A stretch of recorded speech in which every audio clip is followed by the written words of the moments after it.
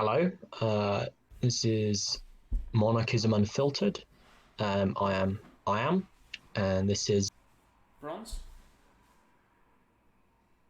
And this is me, Mkoqsc. person with the best audio in the world. right, let's crack on. It is an up.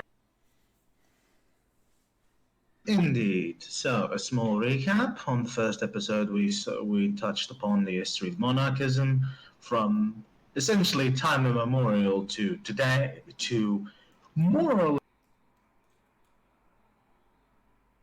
Yeah. And today we're going to continue with, touching upon modern-day monarchism, its survival, its threat, And its future. Yeah, I think that's a good place to go now. And so basically, I think the first place to start, obviously, would be sort of survival of traditional monarchies or monarchies in general in the modern world, and I think the most interesting, obviously, the first place to start would really be the French Revolution, which I think is interesting because I think that it's the reason why we should start there really is because in the English Civil War, obviously, that's the first sort of real act of modern regicide outside of like the Ambrosian Republic or something in the Renaissance. And that's the interesting part really is that didn't stick to the same extent that that the French Revolution did, and obviously the French Revolution stuck mainly because of the sort of ideology and the sort of exuberant quality to the actual revolution itself, where it sort of has this great outpouring of revolutionary fervor and all the things that we sort of understand a revolution to be. And this obviously then starts this big wave of anti-monarchist movements. However, most of them for most of the 19th century, these fail really. And that is for a variety of different reasons. But the thing that really is the sort of beginning of the end is obviously World War One. And I think, I think the sort of areas that, if you look where monarchies have survived to the present day, it has really been places that have largely been almost unaffected in many ways by, as far as you can be, by the fallout of World War One and World War Two. So places like Spain or Scandinavia. Or I don't know. Nepal obviously had its monarchy abolished recently, but best example would maybe be the Middle East. I would say, and Bhutan still counts as an. Oh yeah. I mean, like if you're looking at sort of serious big monarchies now, like serious monarchies that have like long-term survival chances, it's like Bhutan, and various Middle Eastern countries. I think obviously me and Bronze are both English, and it's I think the monarchy is under fairly serious threat. I would arguably say more from William than anyone else, but obviously the sort of that's fair. reader.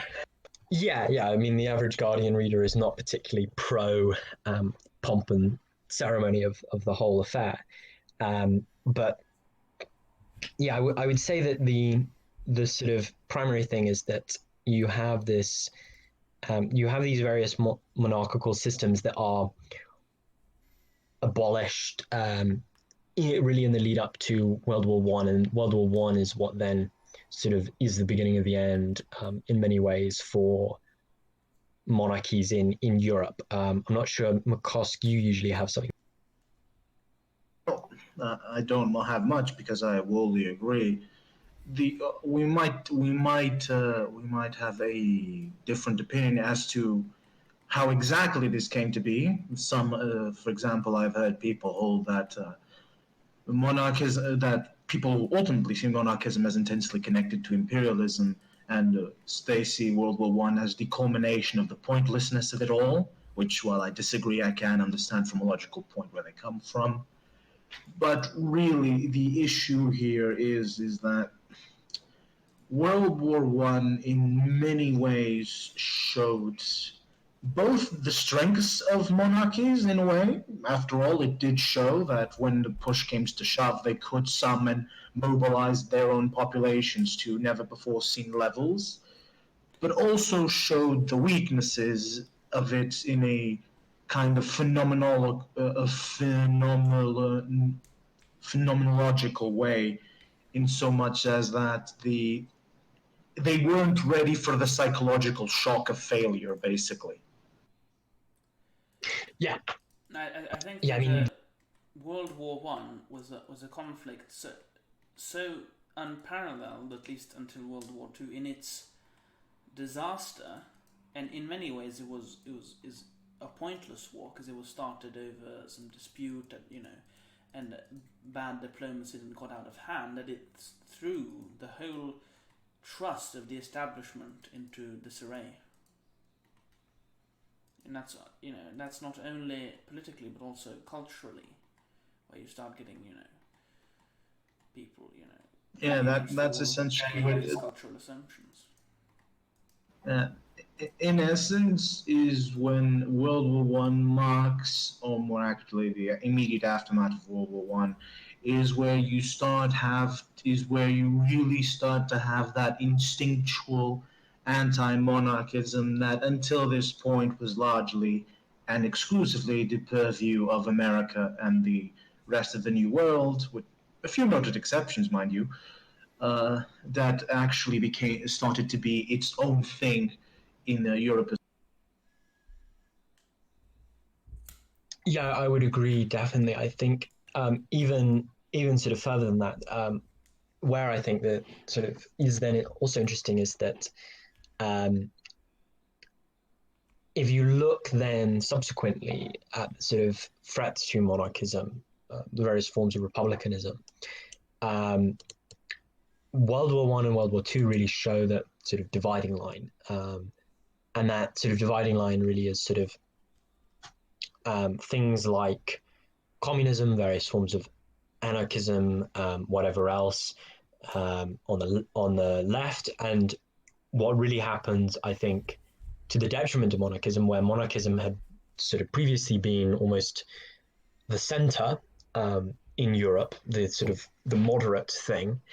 Um, what sort of happens is that post sort of things like the Marshall Plan or Woodrow Wilson or sort of the success of the French to a certain degree, is that you have this development of this movement of liberalism into the center, or arguably more accurately, there is this kind of abandonment of the principle of monarchy, even though in many ways, places like France or especially France, I think France is a very good example with its sort of very authoritarian presidential system that is developed post de Gaulle, that itself was actually designed for a king. The monarchy was written with the constitution was written with a restoration in mind, um, and this kind of instinctual,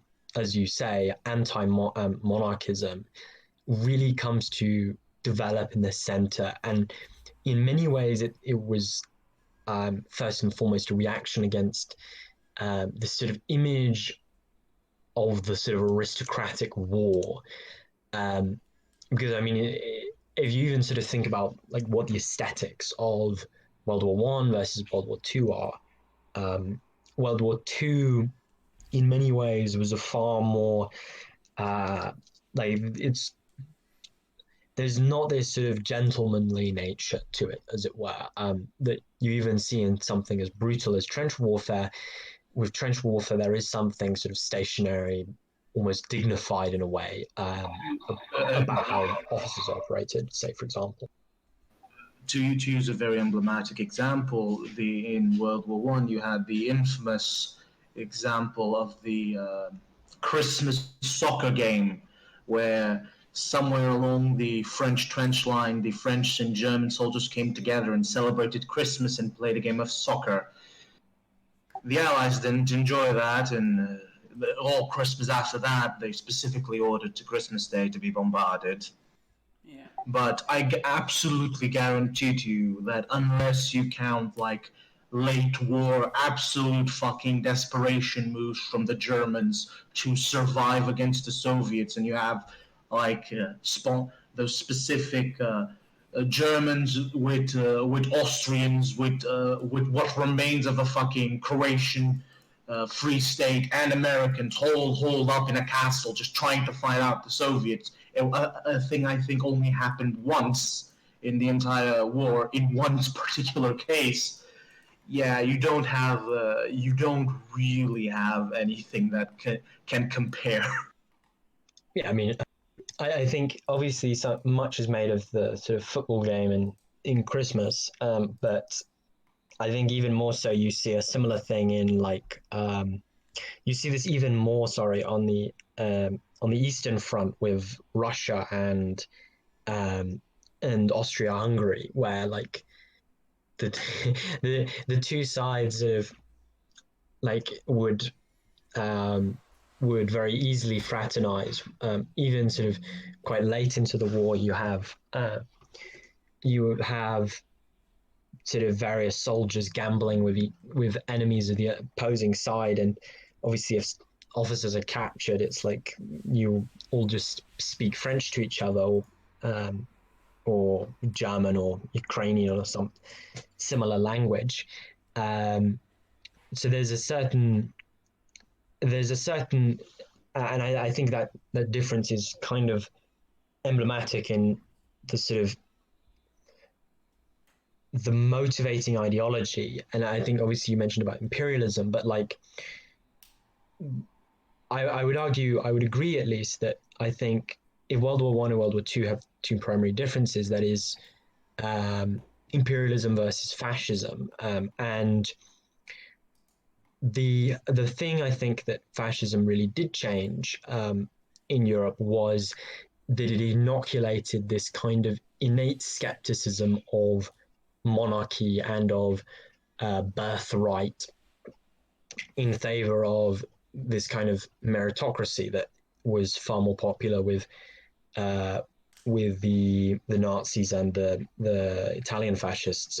Obviously, like Mussolini was very poor as a child, and Hitler was, and then most of the Nazis were lower class as well, compared to say Ludendorff or these sort of big leaders of World War One. Yeah, the greatest show of that is the myth that somehow Nazi Germany was this hyper competent and efficient state, even though it was almost the comical exact opposite of that. Yeah, and I think, sorry, to obviously then to return to traditional monarchy, that I think is a big reason why monarchy has died to a certain degree in Europe, is this innate sort of skepticism towards birthright, that really I think is a reaction in many ways to, or is caused in many ways by fascism, and or is a reaction against this sort of racialism that the Nazis had. Then sort of further, I think, a big secondary issue for a lot of these, for a lot of monarchies outside of Europe, really the primary issue is colonialism. I think the obviously there are cases like Brazil where I think plainly the issue was that sort of the Dom Pedro basically gave up, and the sort of traditional elements that would have supported him had disliked him because of his abolishment of slavery. But the abolition of many traditional monarchies in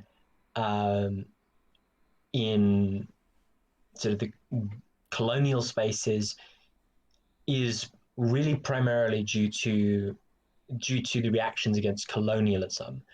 And you used, I think the best examples really are in the Middle East. I think the Middle East is quite a good microcosm of this, in that if you look at Saudi Arabia or Yemen or like Bahrain, Afghanistan, or even Oman in a way. Sorry?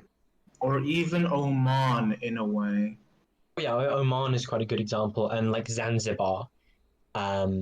These are all good examples of why the monarchy was abolished, and specifically for these groups, the monarchy becomes associated with like foreign powers.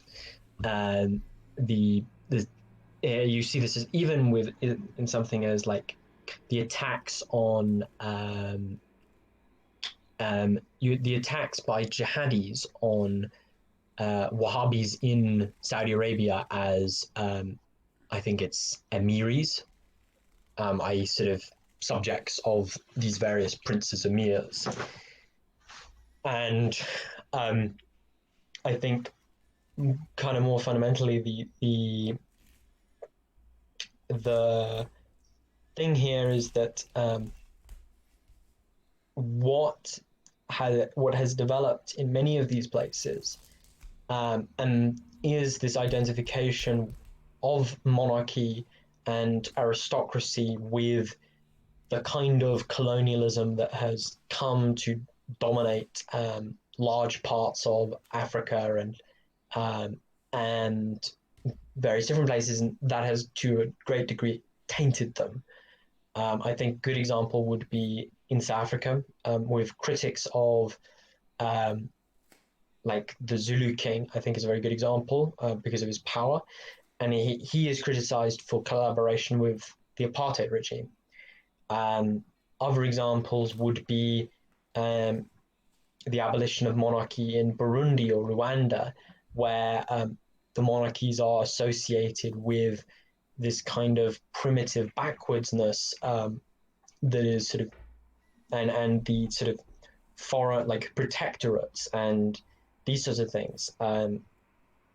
Obviously, there are places that buck the trend, places like Botswana or Thailand, I think is a good example, where Nigeria to a lesser degree as well, since you do still have them as a traditional role. Yeah, I mean, I think, and it is sort of interesting because like Morocco, in Morocco, the kings to a great degree have been the ones to resist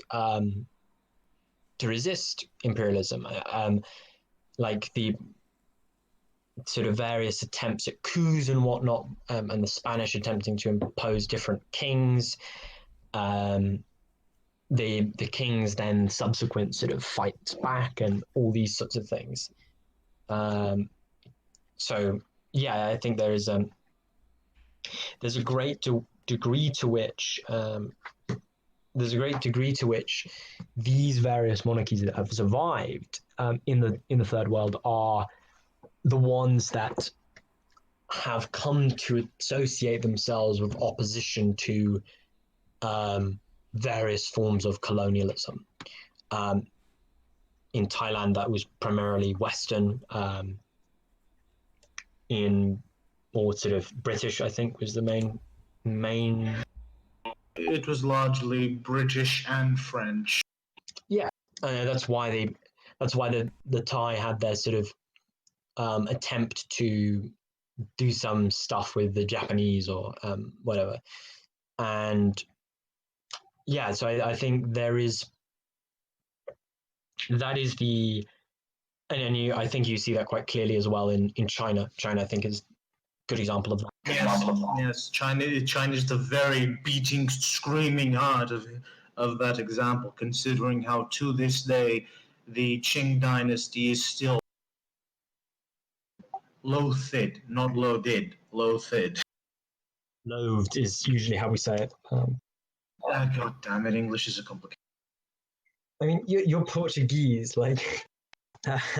Anyway, that's kind of around. The internet is a merciless place. They won't care for that conditional. They won't care for that conditional one bit. Yeah. But to finish my point about China, I have in my Discord adventures, I have met a number of Chinese, and I have via that gotten a slightly better picture of how monarchism is seen in China, and how am I going to put this?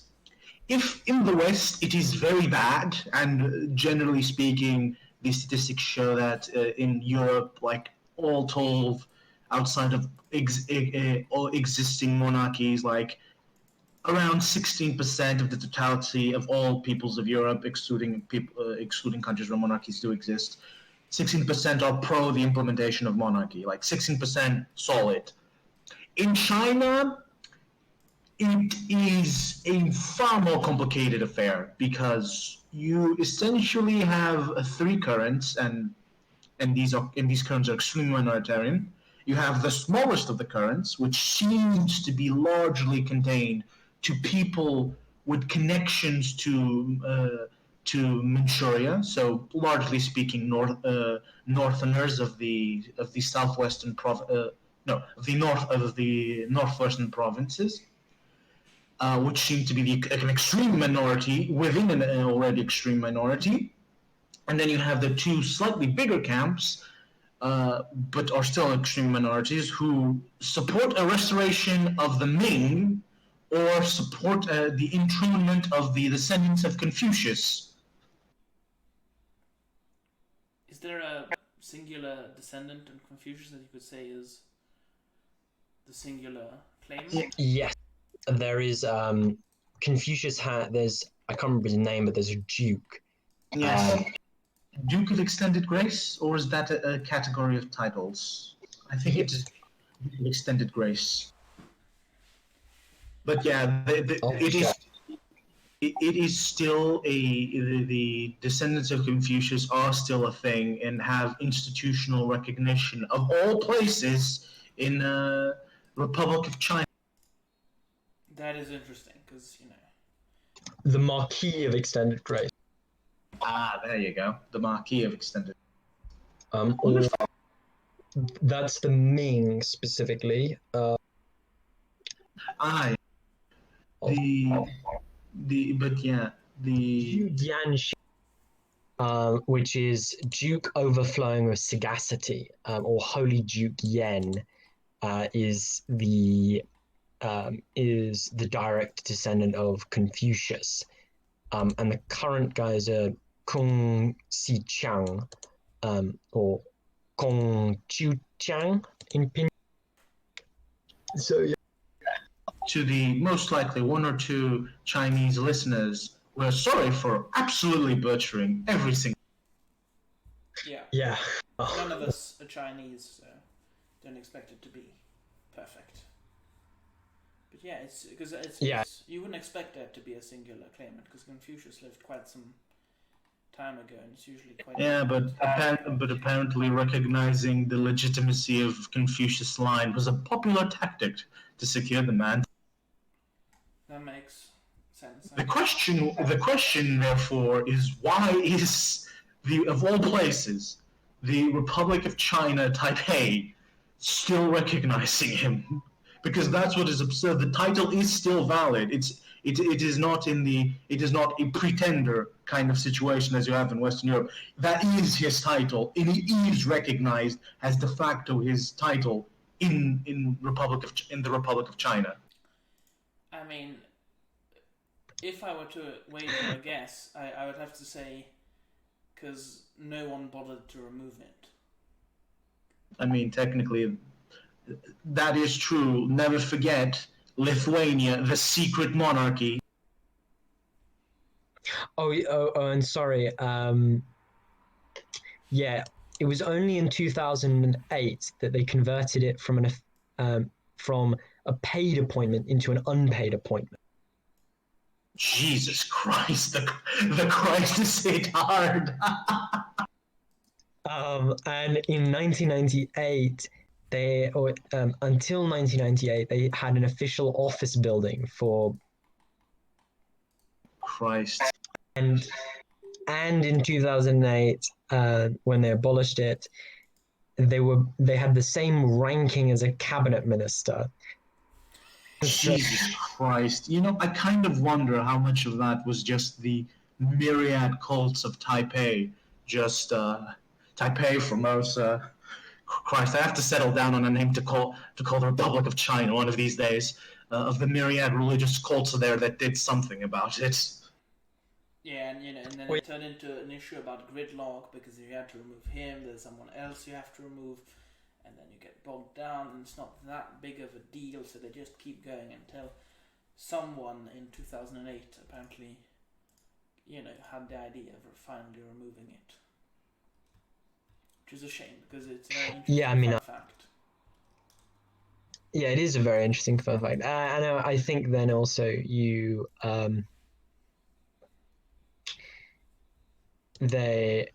so I think it's an interesting point that what has doomed monarchies in many places really is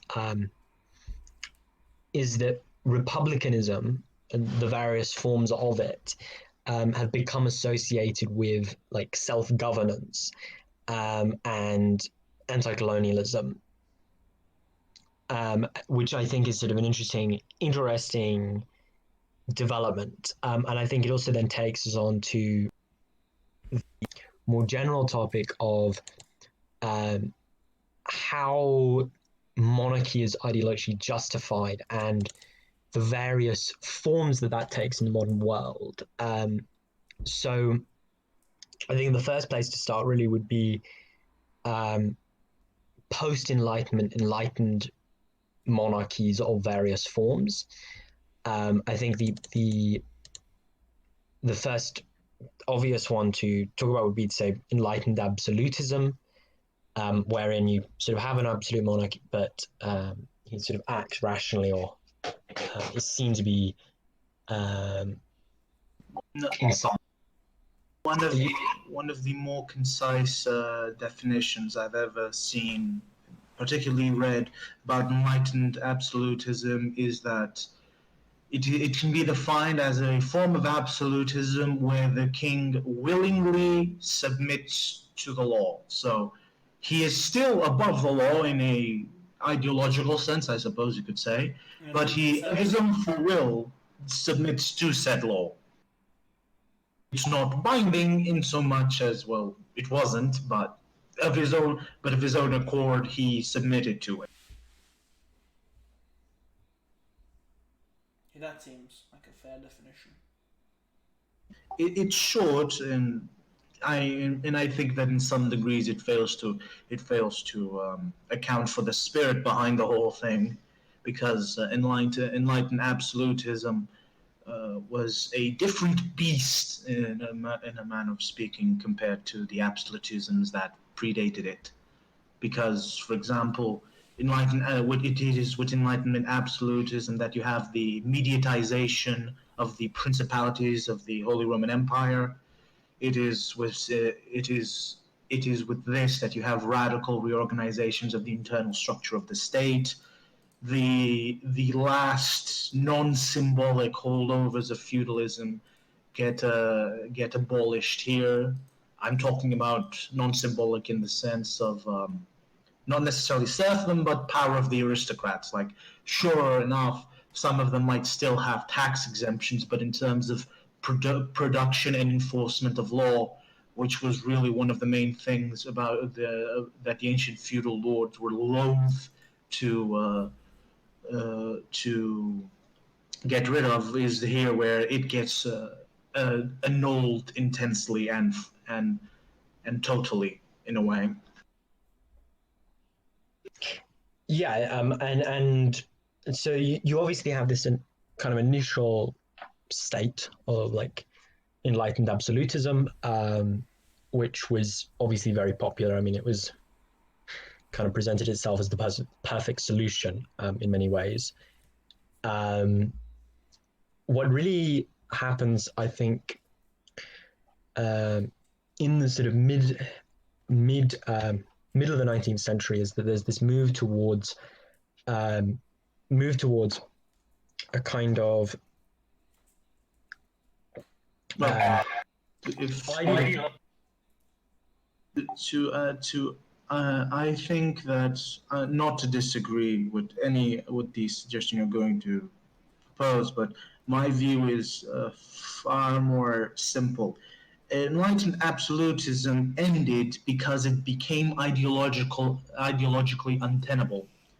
In so much as that, and you see this in returning to the previous episode with de Maistre, because the frivolous monarchism that de Maistre is criticizing is, in essence, enlightened absolutism as it existed in its pre-French Revolutionary form.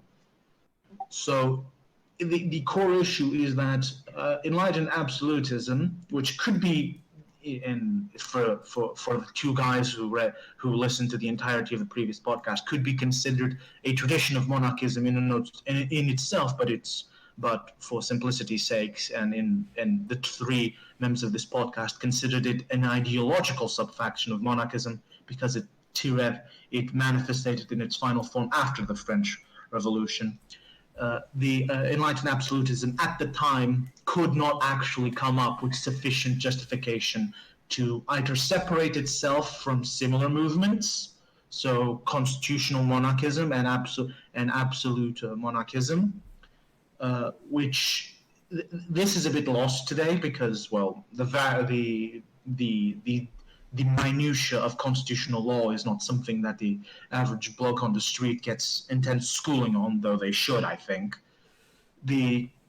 Is that a lot of the early constitutions, especially those that were not influenced by the Cadiz constitutions, the Cadiz Cortes, the king still had a crap ton of power nominally, or there were essentially a large move towards increasing standardization in terms of practices of the state to the point that you could technically speak in a constitution.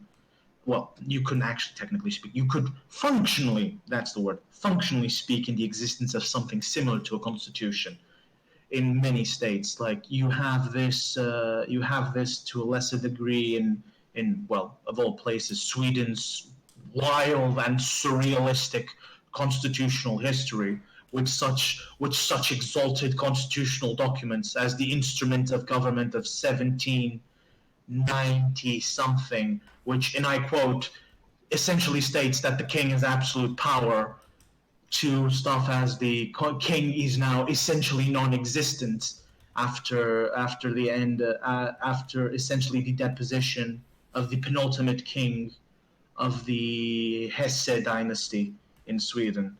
So the core issue with enlightened absolutism is that it could not at the time develop or present a significant to be more accurate, and especially looking at it now, they couldn't identify sufficient issue, logically speaking, with democracy at the time to really stand on its own, because the more reactionary and traditionalist forms of monarchy had and still do couch their raison d'être in religious terms rather than pragmatic or ideological ones. The main issue with monarchism at the time is that it could, due to the fact that the maladies of representative democracy were not widely understood or even perceived properly in a way, they simply could not present a unified front in a way to what was. They simply could not see what they were up against in the totality, and that kind of screwed them over long term. Yeah, I mean, I would agree with that assessment of why enlightened absolutism died. I think secondarily, there's also this issue of personalism. Like, if you're going to argue for an enlightened king, it's kind of inevitable that those enlightened kings became identified with certain kings, such as whoever that Prussian king is, something the Great. Yeah, I mean, Frederick the Great. Yeah, Frederick the Great. Yeah, Elizabeth the Great, like all these sort of the great monarchs. Except in Portugal, where we had the Marquis de Pombal, with the king at the time not having King Joseph. King, I guess in English it's translated to Joseph, uh, um, or King John. Fucking Joseph. translation. But not having the best reputation. Yeah, and I mean I think that was a further issue, that it's kind of inevitable that and you see this almost to a certain degree in modern Britain, that there's this image of one of the reasons why I think it's the monarchy in Britain is on its way out, is because of this over-identification of the monarchy with the Queen. Yeah, when you Especially if think you, of the monarchy, you don't think of the institution anymore. You think of Her Majesty specifically. yes, yeah, you think of, and I think that will be an issue primarily either for Prince Charles or Prince William.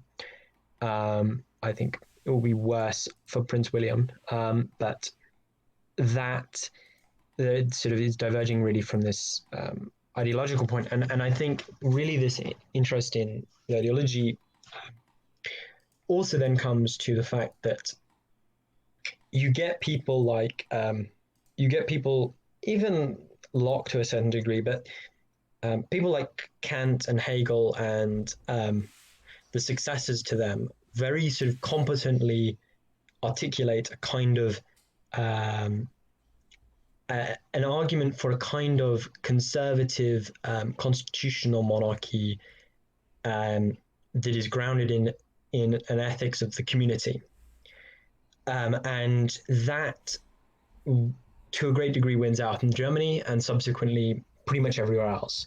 Yeah, the Hegel being accused of being a Nazi because he essentially supported what the Prussian state. Yeah, I mean, the sort of famous epic quote of the state is God's march through the earth. Wow, I wasn't aware of that. It's quite a Yeah, it's in the opening to the elements of the philosophy of right. Hegel. I mean, it depends how you translate it, but it basically knocks out to God's presence on earth is as the state, and so there is this, what really happens and develops in a more less philosophical sense, but you see this quite well in Italy, where there's a great continuity between the modern Catholic Democrats and the previous monarchists, is that the monarchists that sort of win out really take a sort of centrist position against this kind of Parisian republicanism, wherein it's about the state and whatnot, whereas the monarch is identified really with a kind of localism, a kind of focus upon the community. A generically defined people, and generically with all caps here, because it's a very vague definition by design, might I add.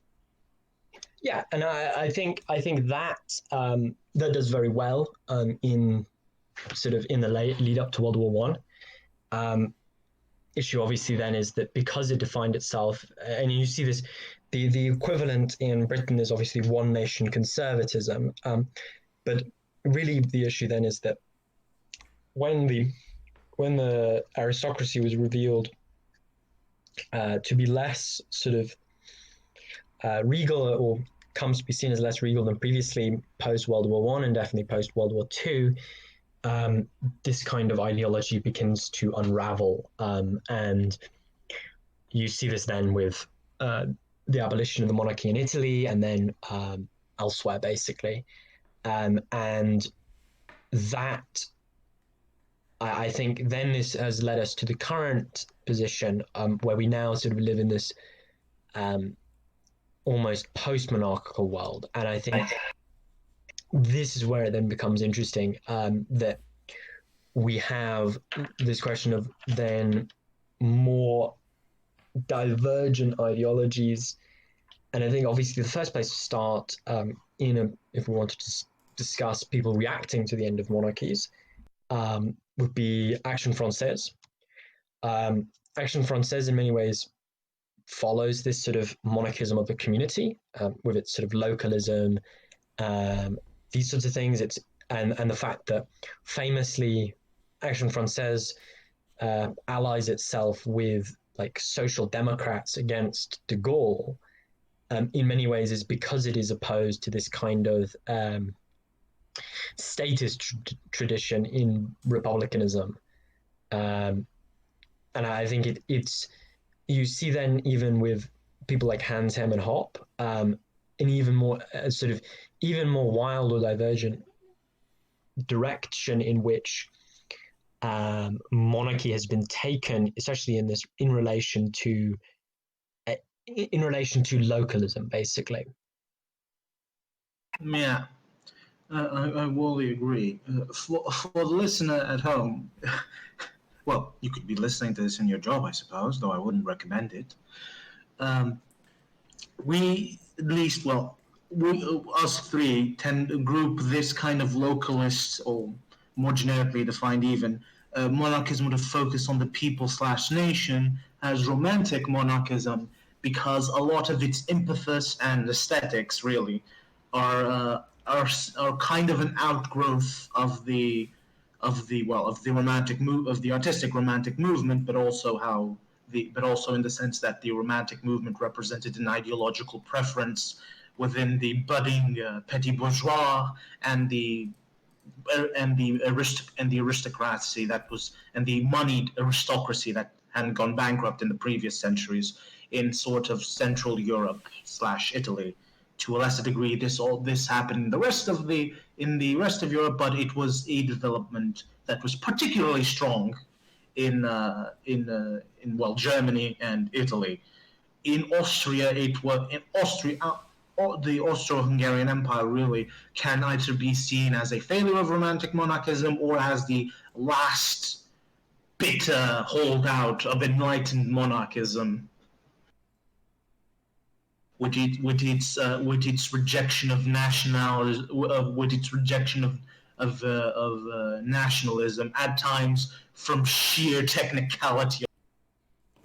Yeah, and the kind of identification of the House of like the loyalty to the Habsburgs, really, as well. And some of the proposals of reform to the Austro-Hungarian Empire really do go on that. One of the more absurd in terms of origin, not that absurd in terms of actual formulation, is because it came from, I believe, Austrian anarchists, kinda, or at least those kinds of intellectual circles, was universal personal sovereignty, in which it was, and this could really only come out of the mind of anarchists, which was anarchists are extreme traditionalists in hindsight, which is, well, nations no longer exist, everyone is sovereign, we just have to agree with the emperor because, well, organization would be complicated otherwise. Like, boiling it down to its most comedic, this is kind of it.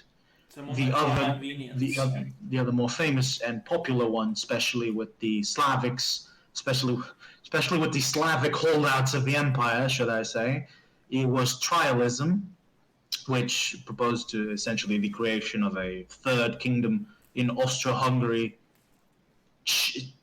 They never actually settled in the name to what to call the state in that regard, but essentially creation of a kingdom of all Slavs within the empire to kind of counterbalance Hungary. Yeah. And this would be, if I recall correctly, would be centered in Bohemia.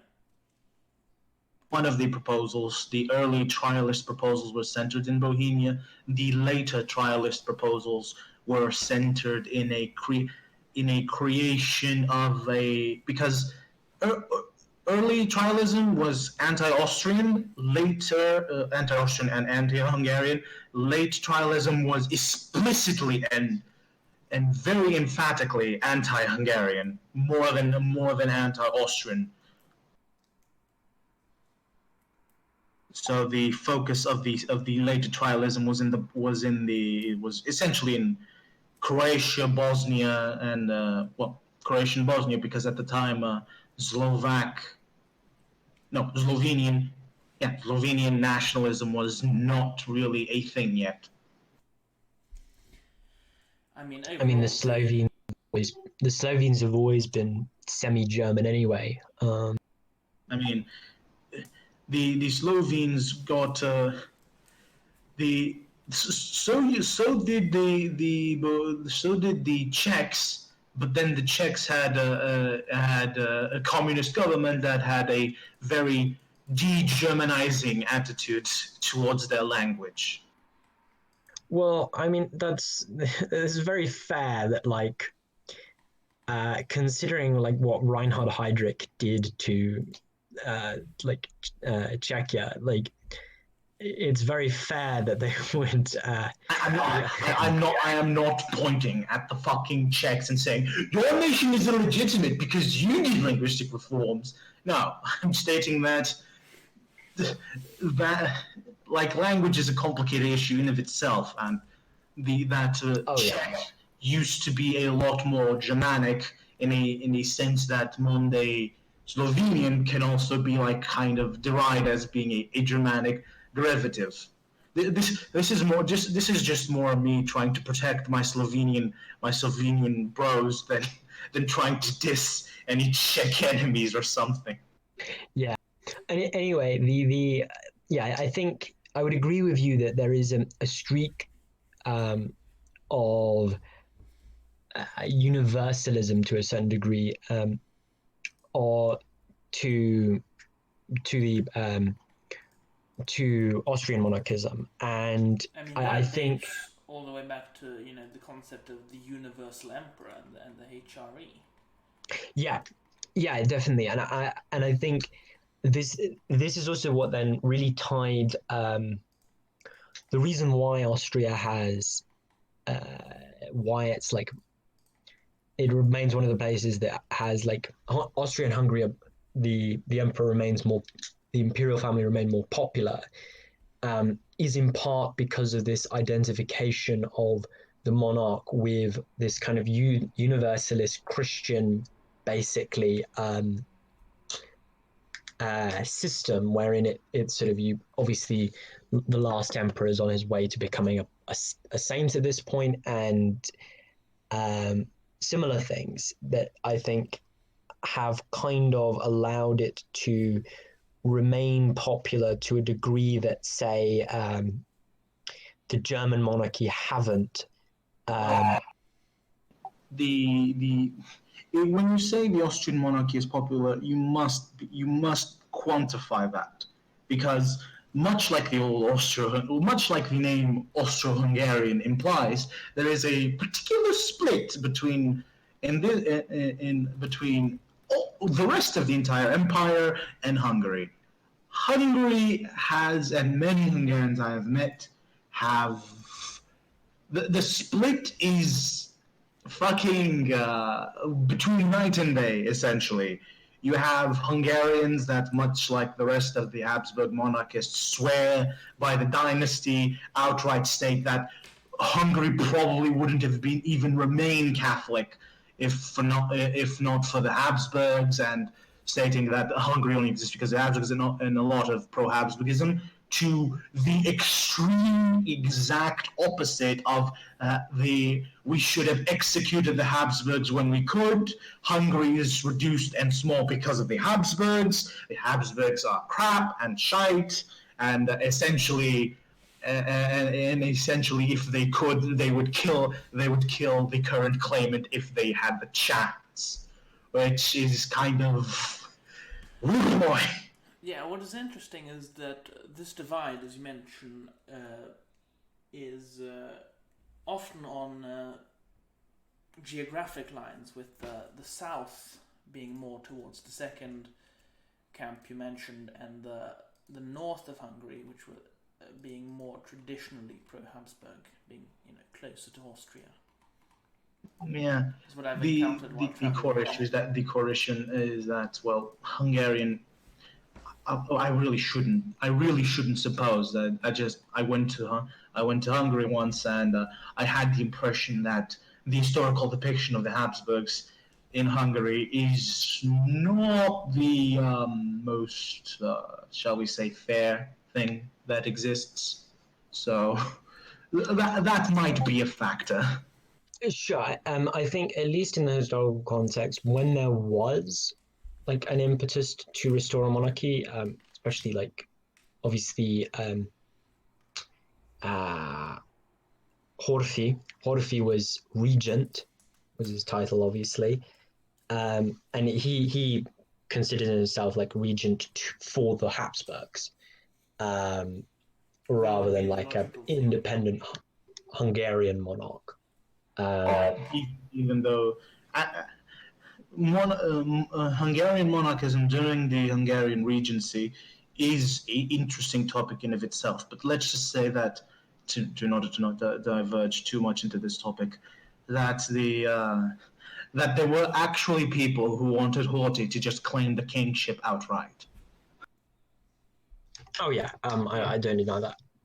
I think at least so. Obviously, we have established this sort of connection between monarchism and what at least would now be called social democracy, basically, sort of grounded in a certain element of Christianity, or like one nation conservatism, or whatever other example you want to have. Just to the uninitiated, in the context of a person that just stumbled onto this podcast by accident, what I am means here by saying a connection between monarchism and social democracy is that he's referring to things like how the first essentially it's not social subsidies, I think is the actual term, were created specifically by Bismarck in the German Empire, how a lot of these monarchies had almost percentages of the GDP given to essentially Christian charities or the religious equivalent in the case of the Ottoman Empire, even though although we'll view the Ottoman Empire as its own beast, so let's not touch that one just yet. So what I am is referring to is that monarchism can be associated to social democracy in the sense that not only in the terms of practices, but also in the fact that social democracy, especially in some countries, has a very defined and palpable Christian root to it, in Christian values and in Christian ideals, and obviously. Or the alternative of, say, in Nepal, where it was like the Hindu monarchy, or in, say, Saudi Arabia, where it is still identified with Islam, which is why, like, why there are basically no taxes in Saudi Arabia is because the monarchy supports itself entirely through oil, or the state supports itself entirely through oil, and the monarchy hands out large quantities of money in this sort of reference to this sort of religious compact with the people, wherein the monarch will sort of support them against, the local baron or whoever else, or the modern equivalent thereof. And Bismarck is sort of doing a similar thing. He's sort of attempting to establish the German emperor as sort of against these little, I don't know, industrialists or whoever else is sort of oppressing the little guy. Well, really socialists in this case. Yeah. And so I think then also what you this is in large part why the people who were monarchists in Italy and Germany, say Zentrum, or these people, who was the other people? The DNSVP, like they become the DNSVP, DNVP, it's the DNVP. There's no S in there. DNVP. the DNVP become the CDU, and Zentrum become the CSU in Bavaria. Okay, just to explain, because saying that the DNVP became the CDU is a bit of a stretch. Segments of the DNVP became the CDU. The majority of the DNVP became the Reich Social Party, which was a Nazi revivalist organization. The DNVP did not the DNV the DNVP was not the most was not the cleanest thing in terms of ideology monarchism ever produced. Yeah, obviously. I think my point there more was that of the people who decided to join a monarchist party, of the ones who were not then banned from politics for being Nazis or in the Reich Social Party, which was also banned, they joined the CDU. And the even more moderate people like Zentrum obviously become the CDU as well. And I think there's an almost direct continuity between Zentrum in Bavaria and the CSU now. You see similar things in the Christian Democrat Party in Italy. Also, to the German viewers, he's speaking this in a sense of staff and ideas, not literal institutional continuation. He is saying that he is specifically stating that the modern day existing Zentrum party in Germany, although claiming institutional continuation from the pre-World War II party, what he is stating is that a lot of Zentrums of pre-World War II Zentrum's ideas are now living in the CDU in mainland and outside of Bavaria, and in the CSU in Bavaria itself. Yeah, and I think, and this is sort of I think this is then interesting wherein, sorry to enter into a discussion of like even more modern monarchist ideologies. Where it then becomes even more interesting is in things like sort of libertarian forms of monarchy, or things like neo-reaction, those sorts of groups. What is interesting, really, I think, about people like Hans Hermann Hoppe and his sort of libertarianism is that in many ways it can be seen as a sort of continuation of the logic of decentralization that you see even with sort of someone like Chesterton, where Chesterton says that like politicians should be as local as possible so that you can hang them. I think the whatever. quote is they should be close enough to kick. It's not? Yeah, sorry. I prefer the hanging version. I mean, many would, myself included, but I don't think he was that explicit. Yeah, I mean, he was fairly pacifistic.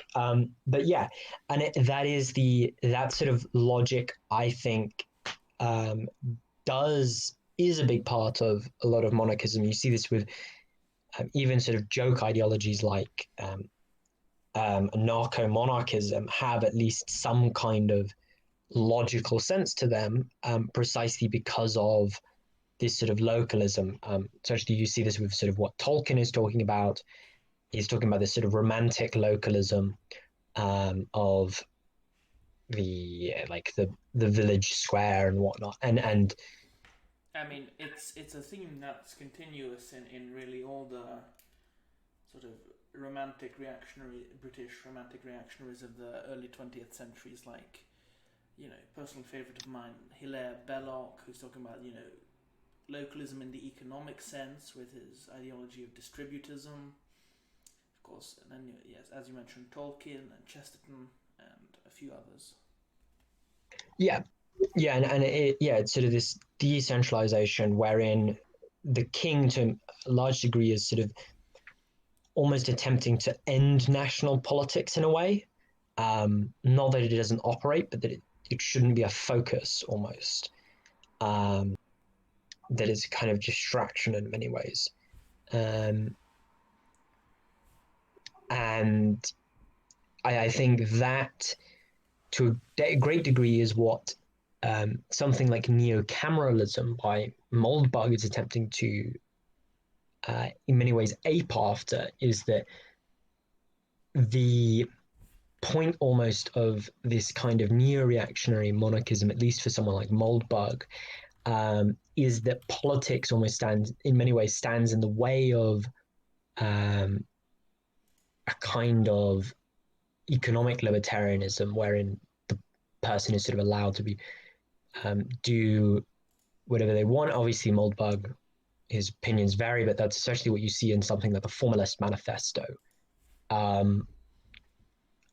And Hans Hermann Hoppe explicitly has a similar sort of idea that it's sort of the issue with democracy is that it's like it is this tendency towards centralization that happens under monarchy, is why he sort of believes it is this god that has failed to a great degree. And I think that sort of it is quite interesting then that European monarchies, and obviously to a great degree monarchies that have survived in other places, have identified themselves with religion, with localism, and with these sort of systems of patronage that you see in places like Saudi Arabia, wherein the population are allowed to be left alone, that you then sort of, in many ways, the kind of most upstart, in a way, monarchist ideologies now have identified in many places the market as almost a replacement for where religion stood in the lives of these earlier monarchists. I think, be that people like Chesterton, Belloc, or Tolkien, to take English examples. Yeah, no, that is, I would agree. Depressing as it may be, yeah, that seems evident.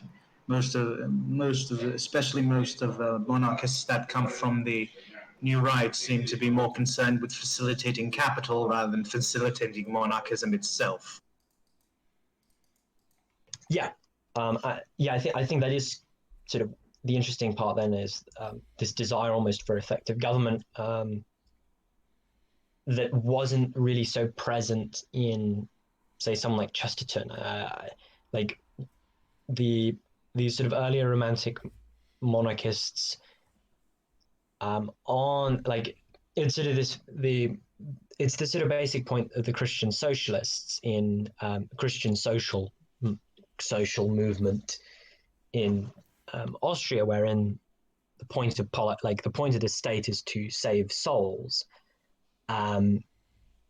which I think really can be seen as the basic paradigm of monarchism, popular monarchies, as in monarchies that are popular in Europe and in where it is identified religiously, that it has in many ways transitioned, I think, logically towards a kind of the state exists to make money, that you especially see in someone like Moldbug saying that the state is a corporation and that sort of we should be open about where power is, in a similar way, which in many ways runs contrary to this kind of romanticism, or it runs contrary, but it's sort of almost different emphasis, but same internal dynamics. Just literally replace God with the market, but keep the entire underlying dynamic static, and you have what Moldbug defends. Which, a word of disclaimer for the listener: no one in this podcast supports Moldbug's preemptive capitulation to capital, so do not expect us to dive deep into the details of what he says. No, but we might dive deep into Belloc and crew. Yeah, I think Belloc, I think, is still quite interesting, and I think the interesting point really is that it is uh, it is quite interesting, at least from a perspective of like how these kinds of things develop, especially because of this development, obviously, of Moldbug from libertarianism and Hop as well, that they in many ways return to a kind of monarchism that, like, it's quite a strange monarchism, I think, because it's almost like a distributism for the state, rather than a distributism for the economy. That and I know that I think it has interest in that sense.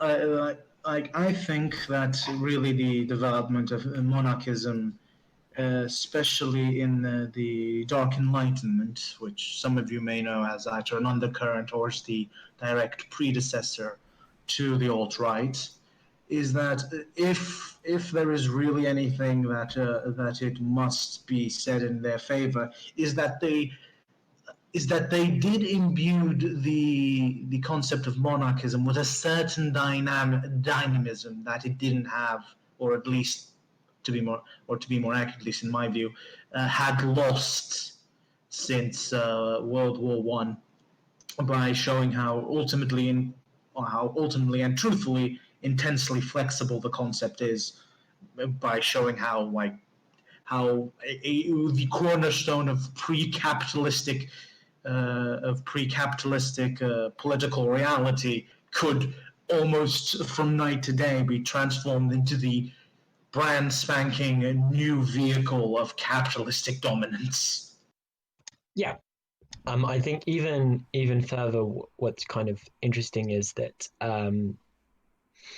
the I think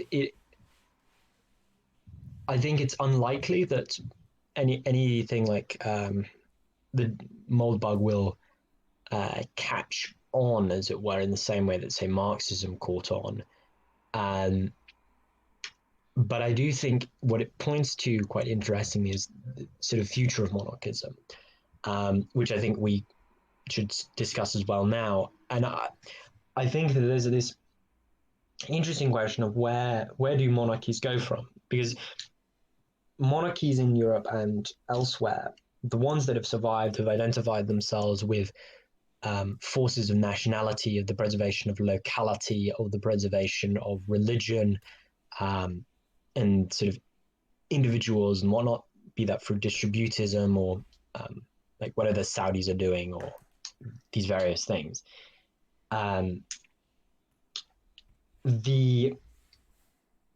It is interesting then to wonder where, if it will be possible for a kind of pushback against this tendency towards the dissolution of monarchies that we have that has developed in Europe. And it seems to me that there is potential, at least in Eastern Europe,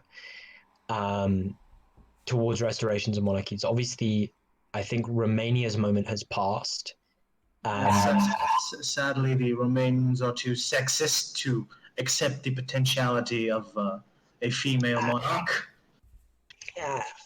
I think it's less sexism and more the fact that her husband is a weirdo, like very. Well,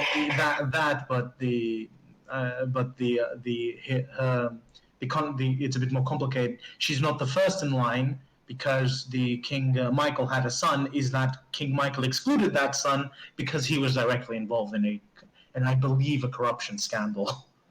So let's put it like this: Romanians are pretty much at their limit with the current system in Romania, so that has its days numbered, at least psychologically.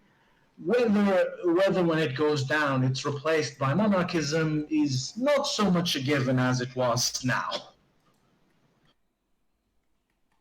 Yeah. I think it's that is the basic issue. Secondarily, I think there is this this further issue of just like disorganization. And the sort of lack of any kind of organized. I have given this considerable study, and again, this perhaps goes to show just how intensely popular the Habsburgs were. But currently speaking, some of the best organized monarchist parties are, of all places, and although it is small and has been described as a party you can shove inside an elevator, I believe it's called the Bohemian Crown or the Crown Party in Czechia, as it's now called, is very well organized to the point that it can call what amount.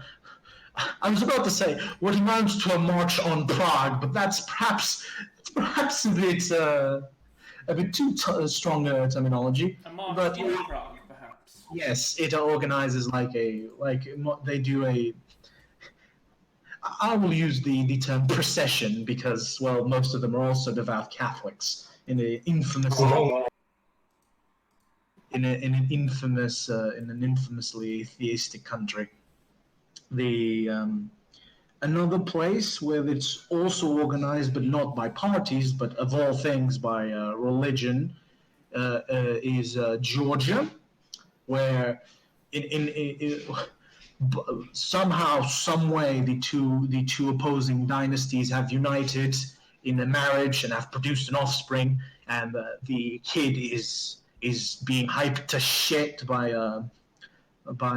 Georgian monarchists, and largely speaking, the impetus seems to be between the church being really pro this, the Georgian Orthodox Church, and generally speaking, like small-ish but varied monarchist movements within Georgia that also support this. It also helps that the House of Bragathion has this entire mysticism and legend behind it, similar to how the Hashemites in Jordan still have too.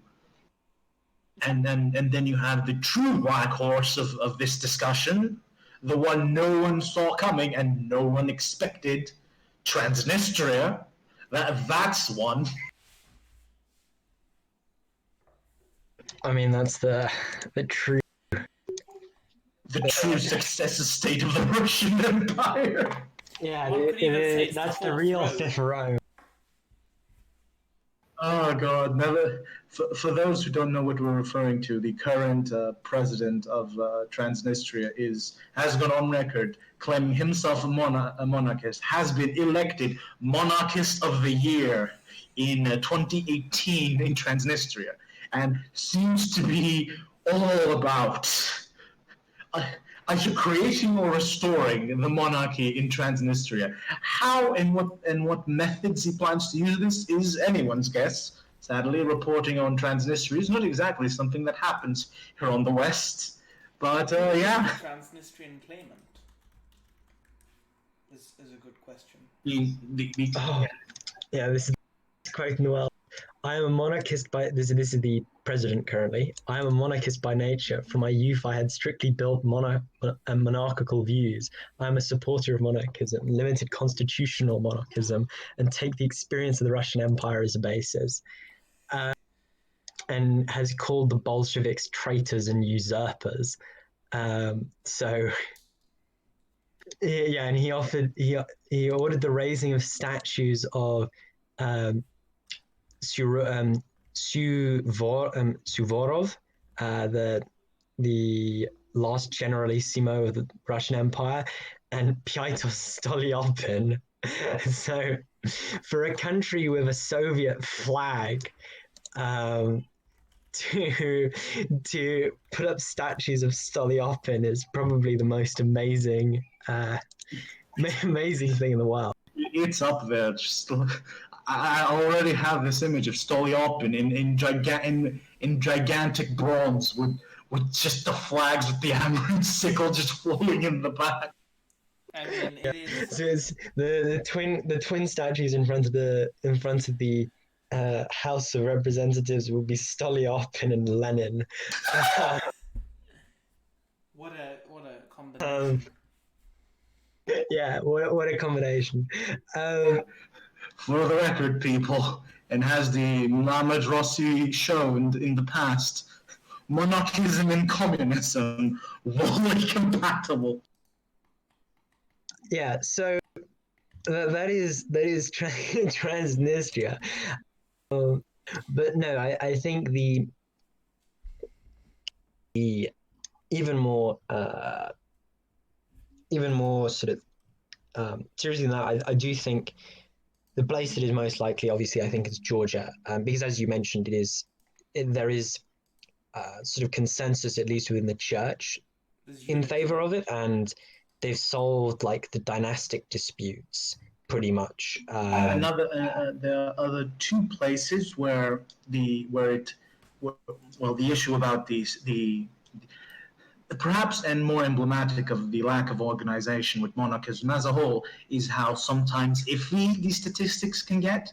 We know for Georgia, for almost a fact, the core issue then becomes with other potential candidates, Albania and Serbia, which I have heard. Yes, people are down for this, and it just needs to get set up, and we'll have a monarchy pronto too. It's not going to happen, and you're insane for supporting that. Prince Lenka is popular in Albania, and Albania is one where the information seems to be largely accurate that there is widespread support. In Serbia, I have heard from two different Serbs that yes, the House of Karađorđević is loved, and we are just waiting for the restoration to the House of Karađorđević should be shot should they enter Serbian soil. Well, the second one does not actually make that much sense, considering I think they are currently residing in Serbia. But still. Yeah, I mean, yeah. So I think also many conflicting accounts of the Serbians. what is it? Oh yeah, the Leka also has the most amazing name in the world, which is Leka Anwar Zog Reza Badouin Mizezwe Zogu. Now, obviously, like Anwar and Zogu and Zog make sense, but Reza Badouin and Mizezwe is because of is after. Anwar is after Egyptian President Anwar el-Sadat. Zog is after his grandfather. Mohammed Reza as well. King Bedouin I, King of the Belgians, and Mizizwe is because of is a Zulu honorific given to him by the king of by the Zulu king because he was born in South Africa. So that is a sort of interesting. One man, 17 different nations in the name. Yeah. I think we have a new candidate for Universal Emperor. Yes, obviously. Now, I think in terms of other restorations, obviously the Brazilians attempted, fortunately failed. I think they got like 16% of the vote or something. Yeah. Which... The universal statistic points to like 16, but like in countries that are not monarchist, you can reliably expect 16% of the people to be in favor. It's just that the degree of, the extreme lack of organization, dissemination, and if you pardon the borrowing of communist terminology, lack of ideological education, just kind of shuts any attempt down the streets because, especially in Europe where voter turnout is comparatively low, like if you actually get 16% people to vote for you in a single election, you are catapulted to third or second biggest party in so many countries. It is fucking surreal.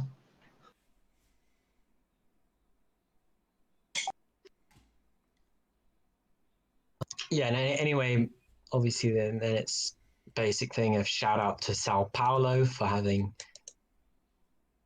2 million monarchists within it, which is an insane statistic if you about it.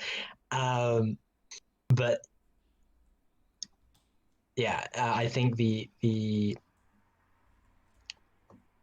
I think so. The second thing really is that I think, as you say, the most common places really are in Eastern Europe, and it is identification really with nationalism that is sort of what. And I think, at least in Albania, it's also about having a national symbol to unify the place. Yes, because the country is divided between Christians, yeah, I suppose, but Catholics, Muslims, and Orthodoxes. Well, also then two different type. There's 16 different Sufi orders or something stupid, and like two different like they have both Sunni and Shia in sort of decent amounts of both. So it is very complicated religious setup, basically. Albania truly is an enduring country, considering a similar setup would have resulted in, by this point, brutal, monstrous civil war. Yeah, I mean, it really is the Lebanon of Europe. Now, sort of I think also then there are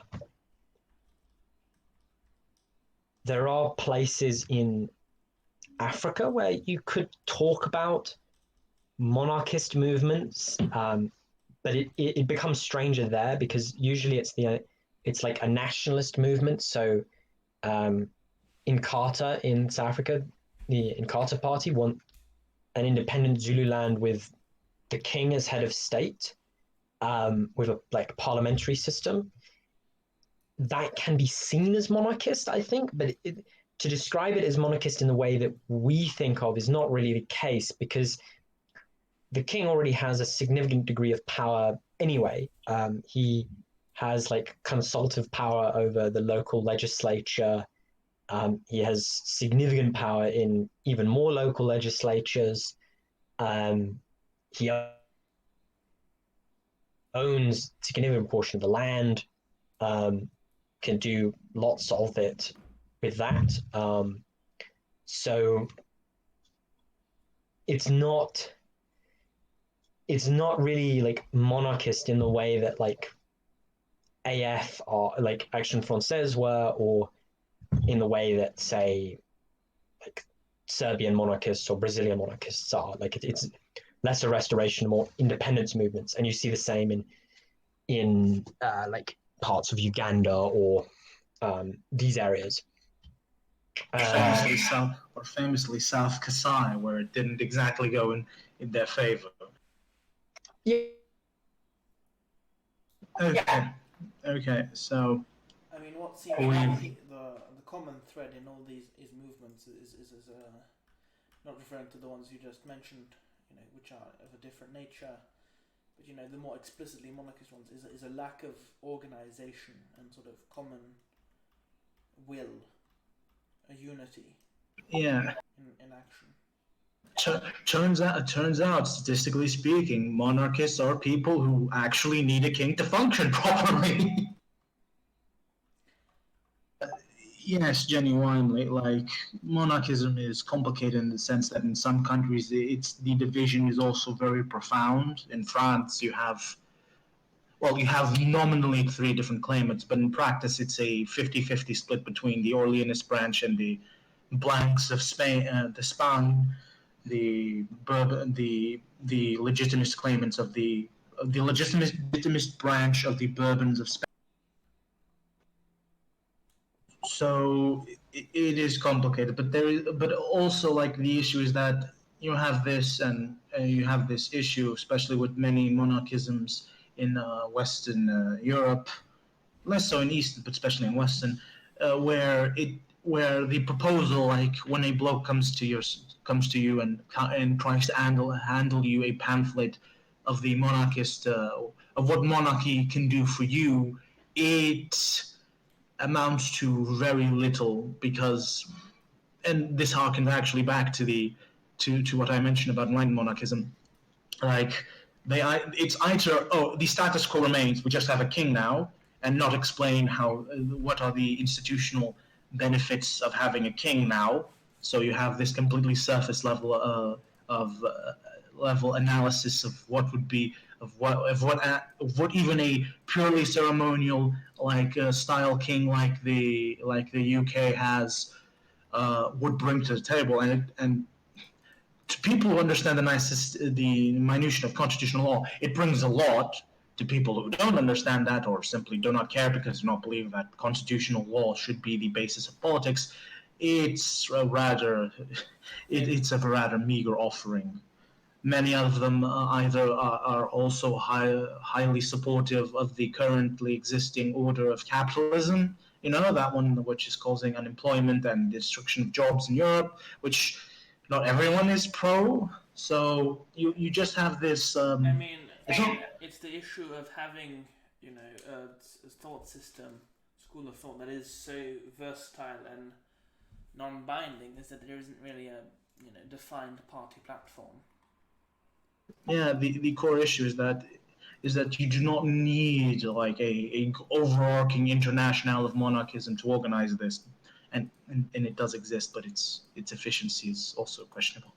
But is that people do not, monarchists, especially those who are part of these more local parties like the Czech or Bohemian Crown in the Czech Republic, is that they often fail to develop what monarchism means, or what are the particulate developments of monarchism for the Czech nation and stuff like that. Not necessarily tying it to the nation, but explaining that, well, this country has X, Y, W context, and this is what monarchism could contribute to either fix if they go that far as saying the unbearable status quo with a new, better, more humane status quo, or at least like a simplistic list of benefits.